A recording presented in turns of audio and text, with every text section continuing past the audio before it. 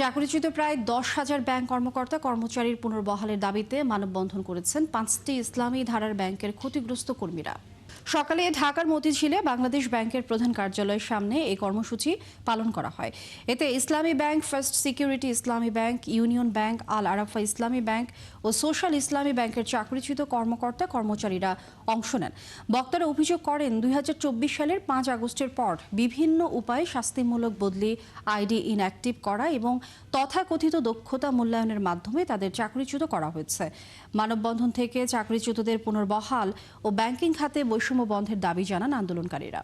5 August পরবর্তী আমাদেরকে অন্যায় অযৌক্তিকভাবে যে বিনা কারণে বিনা নোটিশে টার্মিনেশন করা হয়েছে, আমাদের অবৈধ টার্মিনেশন বাতিল করে আমরা আমাদের স্ব পদে আমাদের চাকরি ফিরিয়ে দেওয়ার জন্য এটাই হচ্ছে আমাদের দাবি। তো আমাদের ম্যানেজমেন্টে যিনি এইচআর হেড ছিল, ওনার সাথে আমি ফিজিক্যালি নিজেই গেছি, ওনার সাথে কথা বলছি। উনি আমাকে বলতেছে, আমরা পরিস্থিতির শিকার, তুমি আমার এখানে বসে দেখো আমি কি অবস্থায় আছি, তোমাদের যদি চাকরি টার্মিনেশন করা না হয় আমার ব্যাংকের অস্তিত্ব ঠিক থাকবে না, এইরকম আমাকে স্টেটমেন্ট দিছে। অবৈধ ম্যানেজমেন্ট আমাদের চাকরি টার্মিনেট করেছে। আমরা এক একজনের 4 বছর, 5 বছর, 7 বছর পর্যন্ত আমরা আল আরাফা ইসলামী ব্যাংকে নিয়োজিত।